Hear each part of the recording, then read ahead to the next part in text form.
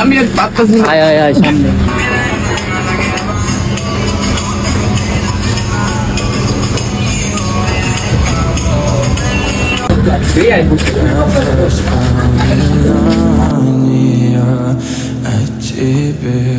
Doctor সাহেব ভিতরে আছেন? আরেকটু ভাই আইসো। ও ডাক্তার সাহেব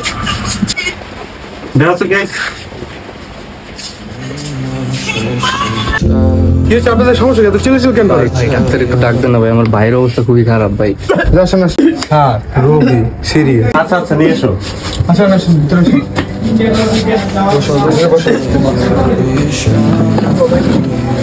আপনি কেন বসেন?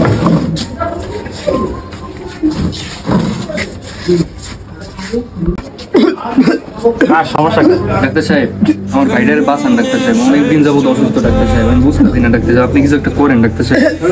আচ্ছা আচ্ছা আমি দেখতেছি, দাঁড়াও, কোনো টেনশন নাই, দাঁড়াও। এই চোখ খোলো, চোখটা ভালো মতো খোলো। আর করো তো, জিরো ব্যাক করো। আস্তে আস্তে।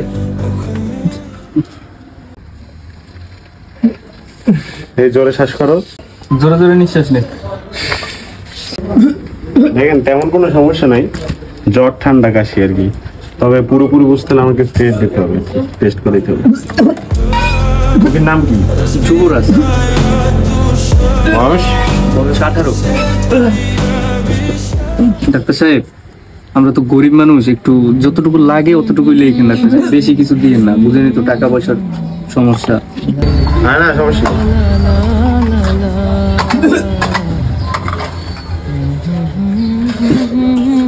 যান দ্রুত এই টেস্টগুলো করে নিয়ে আসেন। আর হ্যাঁ এই ক্লিনিক স্যার অন্য কোথাও করবেন না, এই ক্লিনিকই করবেন। এতগুলো টেস্ট ডাক্তার সাহেব, এই টেস্টগুলো কি সবই করানো লাগবে? হ্যাঁ সবগুলোই করতে হবে, এই রোগে ভুল করলে বিপদ। এতগুলো টেস্ট না জানি কত টাকা লাগে। আচ্ছা ডাক্তার সাহেব তাহলে আমরা উঠি। আচ্ছা আচ্ছা ঠিক আছে, আসেন টেস্টগুলো করে তাড়াতাড়ি আসেন।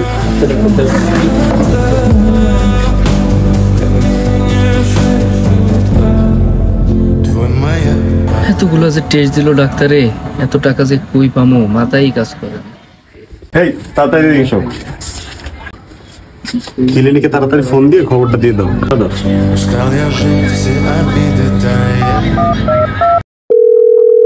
হ্যালো, এইমাত্র দুটো রুগী পাঠাইছি, স্যারের কমিশনটা একটু পাঠিয়ে দেবেন। ঠিক আছে।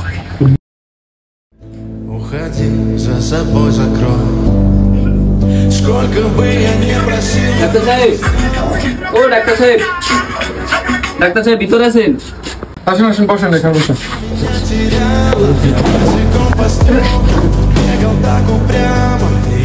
কই রিপোর্টগুলো দেন,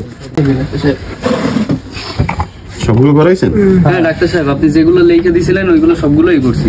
না তেমন কোনো সমস্যা নাই, সামান্য কিছু ওষুধ থেকে ঠিক হয়ে যাবে। তাহলে ডাক্তার সাহেব আপনি এতগুলো টেস্ট কেন দিলেন?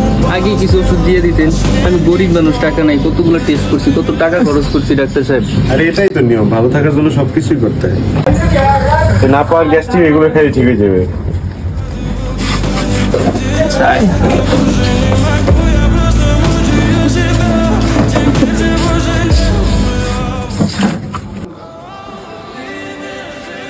রোগী ডাক্তার হয়তো আজকে কিছু টাকা কামালো, কিন্তু অসহায় চোখের জল কোনোদিনই মুছবে না।